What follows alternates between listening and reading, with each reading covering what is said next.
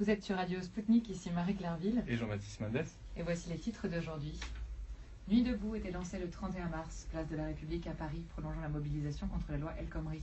Un mouvement qui rassemble en fait tous les mécontentements, de l'état d'urgence au mal logement, encore pour les droits des sans-papiers. Pour en débattre, nous avons aujourd'hui dans notre studio deux citoyens engagés, Gonzague de Chanteyrac et Émeric Monville. Aujourd'hui, nous sommes le 14 avril, mais pour certains, nous sommes aussi le 45 mars.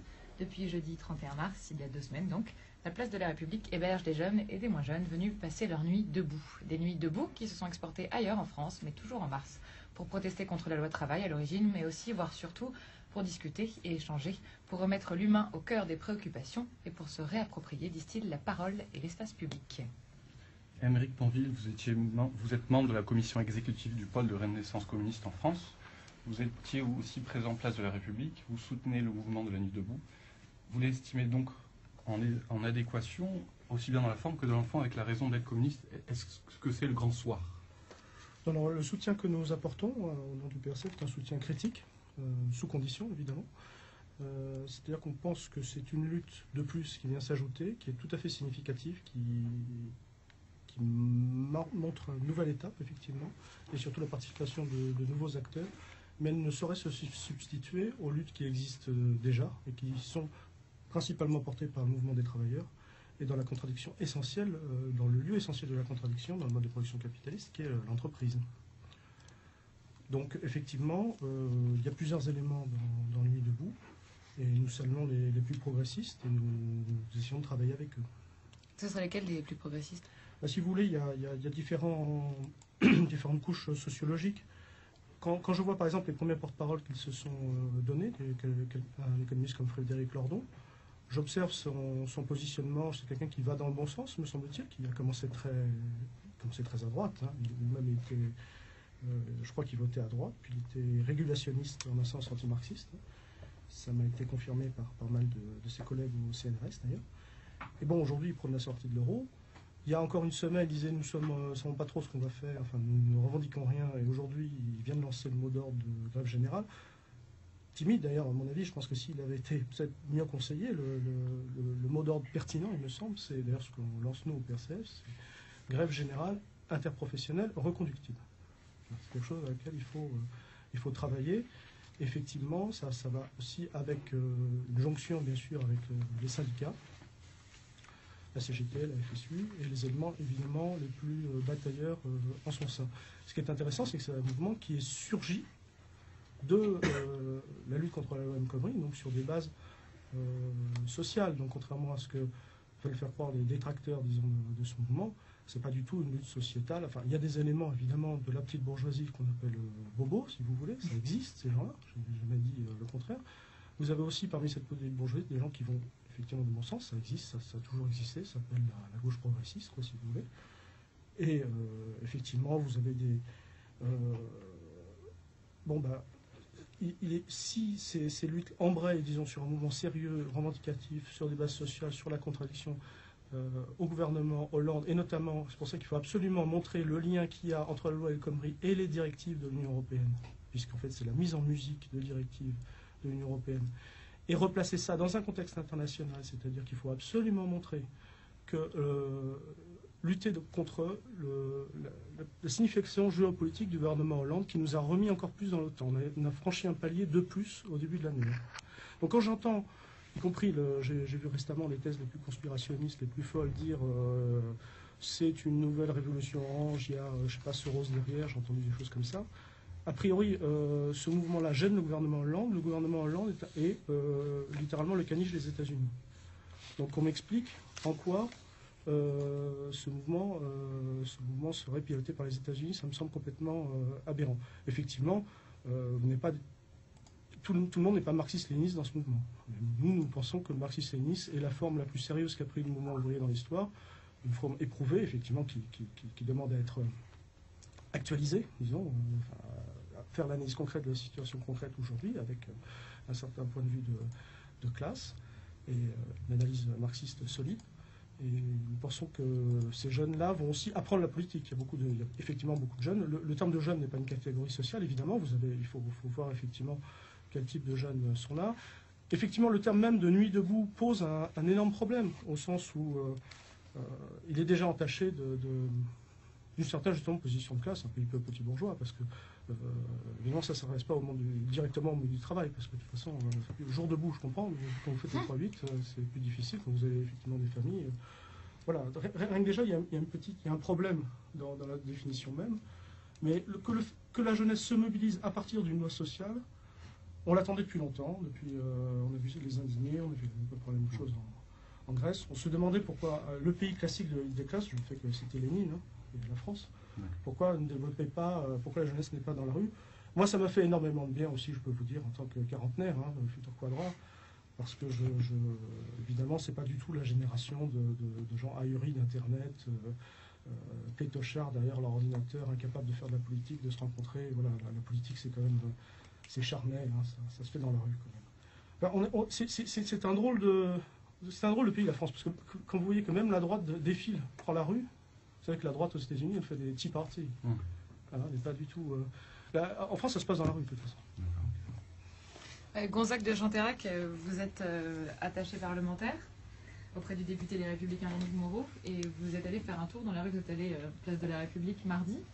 C'était dimanche en fait, c'était avant le grand déménagement du lundi matin. Voilà. Et alors vous êtes relativement sceptique. Oui, alors moi j'ai une expérience de militant de rue de droite, puisque j'étais à l'Uni, les étudiants de droite, également à la Manif pour tous, donc arpenter le pavé et avoir une action politique incarnée, ça on connaît. Moi je suis assez content d'avoir ce débat, parce que ça faisait longtemps que j'avais pas eu un débat avec un authentique communiste. Ça remontait je crois à 2009, où on avait déposé une gerbe pour les millions de morts du Parti communiste à l'occasion des 20 ans de la chute du mur. Donc je suis très content d'avoir un débat un peu de fond et pas uniquement avec des militants sociaux-démocrates qui ne savent pas d'où ils viennent. Le Parti communiste français fait des millions de morts, ça pourrait qu'on... Non, mais le communisme en général, le Parti communiste a trouvé globalement positif ce bilan, mais je pense que c'est pas tout à fait le débat. Oui, là, on est mais sur Nuit debout, ce que je trouve effectivement très juste, c'est de constater le matérialisme. Moi, je trouve affligeant de voir que les revendications, c'est 1 200 € de salaire, c'est l'abolition des loyers, c'est l'encadrement des revenus 1 à 4. Enfin, je veux dire, moi, ça me fait pas rêver. J'ai 26 ans, le monde est rempli de défis. Il y a des enjeux formidables dans la recherche scientifique, dans la lutte contre la pauvreté, etc. Et on vient me parler du SMIC à 1 200 € et du fonctionnariat à vie. Moi, je trouve ça un petit peu dommage. Donc pour moi, c'est un matérialisme et c'est effectivement un combat de gauche qui donne un primat à la question économique et sociale dans une question de lutte. Donc ça, j'en conviens tout à fait. Ce que je vois aussi, c'est qu'un des mots d'ordre, c'est la convergence des luttes. C'est pas du tout spontané. C'est une vieille rhétorique qui existe depuis très longtemps. Et si vous allez voir Place de la République ou aujourd'hui, là où sont affichées les Nuits debout, vous avez toute une succession de comités d'action, de programmes, de commissions qui se réunissent et qui ont un but très simple, c'est de fragmenter la société en autant d'individualités pour reproduire un schéma dialectique, l'opprimé, l'opprimant, etc. Et ensuite, dans toutes ces structures-là, essayer de faire une grande convergence. Donc il y a les migrants, il y a les LGBT, il y a les etc., etc. On peut ajouter toute la liste des oppositions. Et donc cette société qui communautarise, qui divise, etc., pour moi, c'est encore une fois effectivement une vision de gauche. Donc là-dessus, pour moi, la Nuit debout, il est très identifié. Il n'est pas du tout dans l'optique de recherche d'un bien commun, de se dire comment est-ce qu'on va faire pour retrouver une solution tous ensemble, etc. Troisièmement, ce mouvement, il n'est pas inédit. Il n'est pas spontané, il est au contraire très organisé. Quand dimanche, je fais les places de la République, alors aujourd'hui, le format qu'a pris Nuit debout est un peu différent. C'était un forum associatif assez typique des mobilisations anti-G9, anti-G20, etc., où vous avez les stands de Greenpeace, d'Attaque, du droit au logement, vous avez des tentes pour le soutien à la Palestine, etc. Enfin, c'est tout un écosystème contestataire qui vient, qui est là, qui déploie ses banderoles, qui se redémonte, qui va se remonter ailleurs. Alors, la seule surprise que j'ai eue, c'est de ne pas trouver les anti-OGM. Peut-être que je les ai mal cherchés.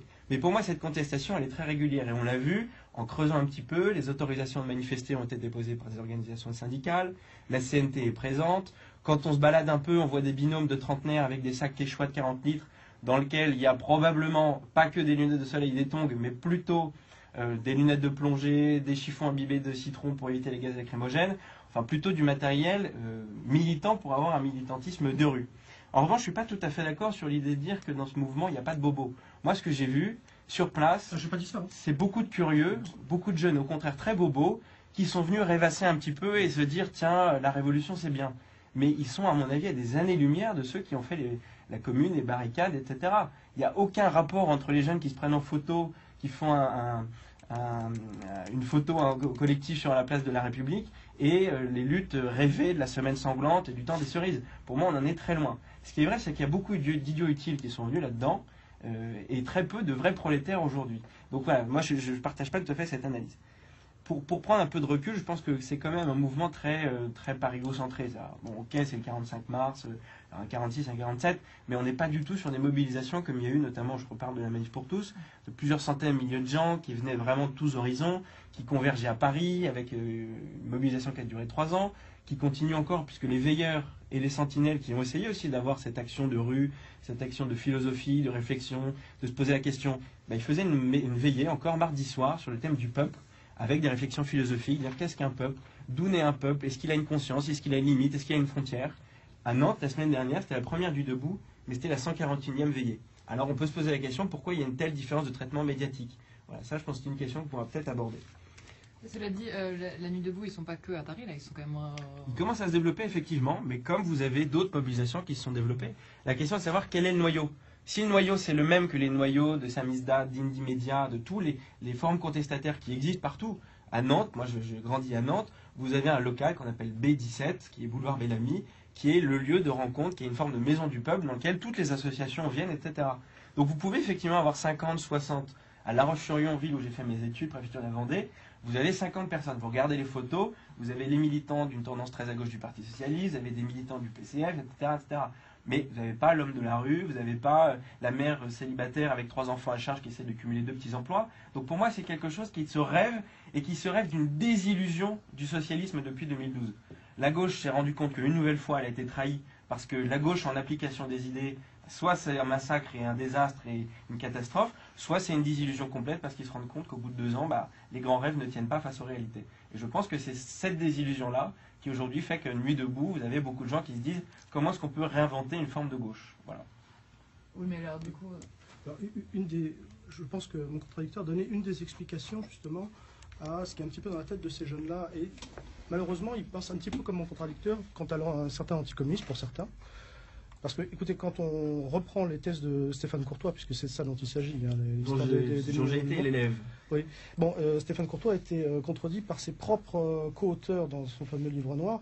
Et en fait, le raisonnement de Courtois consiste à attribuer aux communistes les morts de toutes les guerres qu'on leur a menées, ou à dire que quand il y a une famine, effectivement, quand c'est sous régime capitaliste ou féodal, c'est de la faute de la nature, quand c'est sous régime communiste, c'est la faute de... On a fait une conférence avec Annie Lacoris sur le sujet. Je vous ramène aussi aux thèses de Marc Tauger qui va bientôt paraître. Et je peux vous assurer que c'est tout à fait intéressant. Ce qui est très drôle, c'est que là, ils ont essayé d'inventer un type de révisionnisme pro-communiste. Ça date de très peu de temps. Et c'est né sous Reagan, c'est né sous Robert Conquest qui vient de décéder, qui était un agent du MI6. Et... Donc le goulag n'a jamais existé. Ah non, personne n'a jamais dit ça. Non, c'est un système pénitentiaire qui peut faire exister.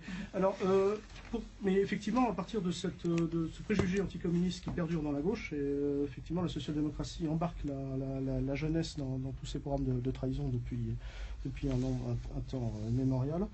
Et c'est ce qui explique aussi une certaine méfiance envers les partis, envers toute récupération.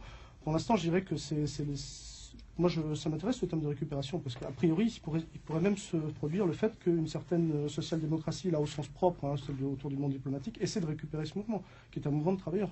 Il faut quand même rappeler que derrière, il y a Airbus, il y a les Goodyear. C'est ça qui a commencé à mettre le pays en branle. Et là, c'est surtout l'UNEF qui négocie avec Manuel Valls et qui se couche pour 450 millions. Ça fait cher la call girl. Écoutez, moi, ça m'intéresse beaucoup plus, effectivement, ce que fait la CGT. Que va faire le Confédéral? D'ailleurs, les Gouttières ont appelé dit que fait la Confédé, effectivement. Et là, le congrès de la CGT va être très important dans les semaines qui viennent, fin avril. Une fois qu'on aura recasé M. Le Pen. Oui, écoute, moi, de toute façon, l'important, je soutiens. Nous, on est au PRCF, on ne se sent pas partie prenante de tout le mouvement qui a été de mutation, liquidation du Parti communiste français. Nous pensons que depuis les années 70, il y a une déléninisation du parti, c'est-à-dire que le rôle clé de la classe ouvrière a été complètement entamé et qu'il faut rétablir des bases de lutte. Alors, on se réunit, nous, au sein de la CGT, autour du Front syndical de classe. Et effectivement, je pense qu'on aura un rôle moteur à jouer.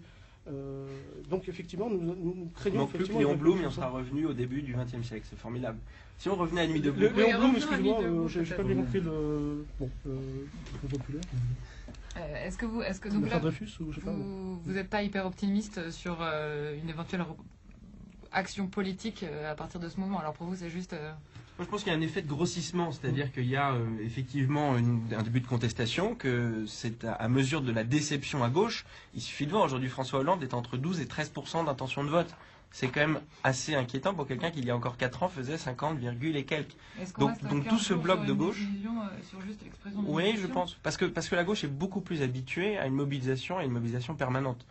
La révolution permanente, c'est vraiment la gauche qui l'incarne et qui la théorise. Surtout que si vous regardez le profil sociologique des gens qui sont là et des permanents qui sont là et de ceux qui prennent la parole, ce ne sont pas des perdreaux de l'année. Ce sont des gens qui ont quelques années de boutique et de militantisme. Alors, je ne sais pas si c'était à Woodstock, mais en tout cas, je sais que ce n'est pas leur premier combat syndical et que quand ils demandent très naïvement « Tiens, j'ai une action à vous proposer, si on allait bloquer physiquement une banque », ils n'ont pas eu l'idée qu'on arrivait en place de la République. Donc pour moi, tout ça est très bien organisé, avec des vrais professionnels. Ce qui change un petit peu, c'est que la désillusion amène dans ces rues de Paris, avec le soleil venant, des interlocuteurs qui disent tiens, si on allait voir, on a vu à la télé, ça a l'air marrant, on est en train de planter des lilas place de la République dans des petites bouteilles plastiques, il y a des concerts de tam-tam, c'est un peu écolo bobo bio, c'est très drôle. Je pense pas que l'ouvrier CGT de Bouguenais, il soit vraiment à fond dans tiens, on va planter des petits lilas là-dessus. Oui, mais ce que je veux dire, c'est un discours typique de la droite que de faire croire qu'à gauche, il n'y a que des bourgeois bohèmes. C'est-à-dire que il existe un peuple de gauche. Je peux vous dire que le peuple de gauche, il a fait l'histoire de France en même temps. Il est toujours là. Et effectivement, beau, les slogans, quand Lénine, suffit pas. Quand Lénine parlait du gauchisme maladie infantile du communisme, il donnait la possibilité effectivement que ces gens grandissent. Donc, je crois que l'important, c'est de savoir qui... c'est moral de dire que c'est à la classe ouvrière, à la classe des travailleurs, de diriger le pays. Donc c'est aussi eux qui doivent diriger le mouvement. Ça, c'est très important. Donc de ce point de vue-là, représente combien de salariés? Vous savez, c'est je pense qu'il faut évoluer un peu là-dessus dans une notion plus large. Le couple ouvrier-employé, c'est plus la moitié de la population française. Donc de toute façon, vous savez que le terme pour Marx, c'est Arbeiter, qui veut dire le travailleur. C'est pas fabrique Arbeiter, l'ouvrier d'usine, même si beaucoup de rentiers. Est-ce que vous pensez que la nuit debout peut se concrétiser politiquement, en fait? La question, oui, pour le meilleur et pour le pire, ça peut évoluer d'un côté comme dans l'autre. Là, je vois en ce moment, j'ai vu l'article de Corcuf contre Lordon, qui va dans Libération, qui va dans le mauvais sens. Alors qu'au contraire, moi je pense qu'il faut plutôt... C'est-à-dire le mauvais sens effectivement, un sens anarchisant, si ça vient de Libération, je me méfie énormément, déjà. Et sous prétexte, enfin, renchérir dans ce côté anti-partisan, alors qu'en fait, il faut que les jeunes commencent à s'organiser. Je veux dire, on ne va pas revenir au vieil on va pas revenir à marcher à quatre pattes, comme l'a fait le mouvement envoyé, ça va revenir à, je sais pas moi, à Proudhon ou à Fourier. Du coup, on pourrait aller vers une représentation politique ? Oui, il faut un renforcement il faut renforcer les troupes d'un grand mouvement communiste. On manque d'un parti communiste, puisque le parti communiste actuel ne joue plus son rôle. Du coup, ce serait une forme de récupération, finalement, mais ce que je vous dis, c'est que c'est une bonne récupération et qui est parfaitement morale. Moi, j'admire justement la lucidité des communistes qui sont pas du tout dans la langue de bois socialiste de blablabla, c'est spontané, blablabla. Les communistes disent il y a un sens de l'histoire, il faut faire la révolution avec nous. Si vous voulez un rapport de force effectif qui prenne le pouvoir, venez avec nous. Au moins, c'est clair, c'est cash. Si on avait un représentant de l'UNEF, c'est que non, pas du tout, on est indépendant, blablabla. L'UNEF touche des dizaines de milliers d'euros des députés socialistes par la réserve parlementaire. C'était souligné pour une fois. Donc, il y a en tout cas, dans la gauche traditionnelle, une volonté de dire non, il n'y a pas de problème. Moi, je sais qu'il y aura une récupération. Elle a déjà commencé puisque le projet de loi El Khomri a été vidé de son contenu. Donc aujourd'hui, il y a un maintien arbitraire de ce mouvement qui n'est plus fondé sur ce qu'était la base de départ. Aujourd'hui, c'est l'abolition des loyers, c'est la semaine de travail à 25 heures, pourquoi pas à 24 ou à 23. Mais si on quel va regarde être les l'avenir indignés auxquels on compare beaucoup le mouvement, ils ont fini, eux, par s'organiser dans quelque chose de plus ou moins nouveau. Un système politique un peu différent quand même. Qui malheureusement a débouché sur Podemos avec les problèmes qu'on connaît. La même chose pour Tsipras. Donc effectivement, on est très attentif à ça. Mais simplement, c'est un rapport de force, de toute façon. Vous savez, dans la logique marxiste, le matérialisme dialectique, on ne considère pas quand un verre est posé sur une table. Un verre, il fonce vers le centre de la Terre, il s'obéit à une autre... Enfin, c'est de la physique de base, si vous voulez. Si un verre tient sur une table, c'est parce que simplement, il y a deux forces qui s'opposent. Il y a un rapport de force perpétuel. Donc effectivement, de ce point de vue, moi je ne crois pas du tout à la naïveté. Je ne crois pas, les sociologues ont raison de dire qu'il n'y a pas d'agnosticisme en politique. Les gens croient toujours à quelque chose, même ceux qui vont défendre les positions les plus naïves. Et puis de toute façon, c'est un petit peu normal à cet âge, et surtout avec la désinformation qu'il y a. La différence qu'on peut voir, me semble-t-il, avec des mouvements populistes ou contestataires qui ensuite ont réussi à trouver, c'est que le système politique français, aujourd'hui, repose sur le fait majoritaire, l'élection du président de la République et des élections législatives. Justement, on vient à cette question qui a été... Et fait qu'aujourd'hui, dans une base électorale, c'est compliqué pour eux d'exister. Même Là, s'il y a une la primaire à question de la gauche... proportionnelle, à votre avis, est-ce que ça changerait les choses, par exemple, si Ça- jamais ça revenait sur le... Ça pourrait changer, mais aujourd'hui, il faut une réforme constitutionnelle qui est difficile à mettre en œuvre dans le climat actuel, etc. Puisque les députés socialistes sont quand même aujourd'hui très très mal en point dans tous les cas de figure. Mais est-ce qu'ils accepteraient de laisser une énorme part à une gauche contestataire qui derrière pourrait arriver? Là, on arrive dans du scénario politique, électoral plus complexe. Si on revient à l'essence de Nuit debout, moi je pense que c'est aussi une diversion mise en place par le gouvernement. On l'a vu là avec le débat de la légalisation du cannabis. C'est très amusant de voir qu'on est censé être en état d'urgence jusqu'au 26 mai. On arrête des terroristes de temps en temps dans d'autres pays. Il y a des questions très importantes sur quelle est l'identité, comment va évoluer notre société, etc. Et puis on nous ressort des sujets sur l'économie, sur etc. Très bien, mais quelles sont aujourd'hui les vraies On ne va menaces? pas mettre le pays Est-ce que sous c'est- tout régler et tout réduire à ce Non, niveau mais de si sécurité. on avait fait le travail comme il fallait pendant les 2 semaines de début d'état d'urgence, on n'aurait plus besoin d'être aujourd'hui en état d'urgence. Moi, je pense que l'état d'urgence, ça doit être très C'est limité. comme Marine Le Pen qui Et dit si le FN a été au pouvoir, Non, on mais aurait vous pu savez- l'attenter en France. Enfin, je veux dire, Vous savez, l'Uni a fait si une on mettrait campagne- Paris en bouteille aussi. Hein. L'Uni avait fait une campagne en avril 2015, c'est-à-dire quelques mois avant l'état de novembre, en disant avec l'état d'urgence, on récupérera justement des informations, du matériel, etc. Le président de la République a choisi de le faire au lendemain d'attentats. C'est un peu dommage, mais il n'y a pas de fatalité en politique. Il me semble que dans l'esprit communiste et Ah, donc, marxiste, votre il état faut d'urgence, ce justement serait tous agir. les jours. Donc, ce serait Ah pas non, l'état je d'urgence. viens de vous dire justement, Oui. on le limite à 2 semaines pour pouvoir faire le travail. Ah, d'accord. Voilà. Mais Ah, faut le bon écouter boulot, la oui, oui. position. Bah, oui. normalement, Au Chili, ils ont fait le travail très vite. Ça a duré en une soirée, ils mettaient tous les gens dans les stades. On a très peur de cet arbitrage. Et je précise que nous sommes en 5e République, qui de toute façon, cette question de la proportionnelle pose d'énormes problèmes, puisque de toute façon, ça a été créé pour mettre en jeu le Parti communiste. Donc, c'est très bien. Et Ouais. Qui Nous bénéficie sommes de un régime complaisance, quand même. présidentialiste. Donc, ce qui pose d'énormes problèmes, y compris surtout l'indépendance des médias. Qui bénéficie encore de complaisance, sinon on n'a plus de groupe à l'Assemblée nationale depuis très longtemps. À force de baisser le seuil, de faire des fusions avec des députés ultramarins, on se demande s'il reste encore des vrais communistes. Depuis que Maxime Grémès est parti, on s'interroge. Le gros problème du Parti communiste français actuel, c'est ses liens avec le PS. Oui, il faut absolument rompre le cordon ombilical. Oui, et y compris faire pression sur lui. Je ne pense pas qu'il soit redressable du dedans, même. Hein. Ça fait 20 ans quand même qu'on a subi cette liquidation. Mais effectivement, il est temps que ça change. Et c'est un des cœurs du problème. C'est un des leviers. Effectivement, la politique passe aussi par les partis. Et quand on a un parti qui ne fonctionne pas comme un parti, effectivement, ça pose problème. Ce qui ferait donc, pour vous aussi, le mouvement Nuit debout, si jamais il n'a pas de représentation politique ou s'il ne vous rejoint pas, il n'ira nulle part. La seule solution, c'est ça? Ah non, C'est pas- vous c'est avez vraiment- plusieurs éléments, surtout aujourd'hui, parce que vous avez même des gens qui mettent plutôt leur drapeau dans leur poche, vous avez des différentes personnes, non, c'est sociologiquement. C'est pour ça que je n'ai pas beaucoup aimé votre article, parce que même j'essaie même de mettre de votre place, hein, je ne suis pas totalement dogmatique, mais je trouvais que vous devriez lire, par exemple, Karl Marx, lutte de classe en France sur 1848. Je veux dire, vous avez 14 ou 15 groupes sociaux, c'est là où il parle de lumpenprolétariat. Vous avez différents éléments. Vous pouvez pas. Là, vous êtes passé 2 heures, chez eux. Faites une analyse sociologique, c'est très long, effectivement. Vous avez peut-être pas beaucoup d'intérêt. Effectivement, c'est le peuple de gauche, alors dans toute cette diversité. C'est un peu méprisant, ça, non? Est-ce que ce serait du mépris de classe? Du mépris de Non, mais classe. je pense que c'est un petit peu dommage quand même d'arriver à dire comme ça. Si on doit faire une étude sociologique, en fait, on fait de l'histoire, et je ne suis pas à ce micro, mais vous n'y êtes pas non plus. Je J'ai vous incite à y aller, livré au contraire. très simplement un récit de quelques heures sur place, où j'ai constaté qu'il y avait une instrumentalisation politique, qui en plus ne vient pas du Parti communiste, etc., mais vient d'affiliés du Parti socialiste, qui permet ensuite au Parti socialiste d'éviter de répondre à des questions beaucoup plus inquiétantes pour sa base électorale, qui est que le chômage continue de monter, que le déficit public n'est pas résorbé, que la position de la France sur des questions de sécurité et d'identité est illisible, qu'en matière de relations étrangères, on est complètement décrédibilisé, isolé sur la scène internationale. Donc moi je trouve que ce mouvement bénéficie de complaisance pour justement agiter un joli chiffon et dire « Ah, regardez comme c'est joli là-bas ». Alors que la vraie solution, c'est effectivement l'engagement politique. Et pas de rêvasser sur des places. Ce gouvernement fait comme très peur au gouvernement. Ne serait-ce parce que la jeunesse est dans la rue.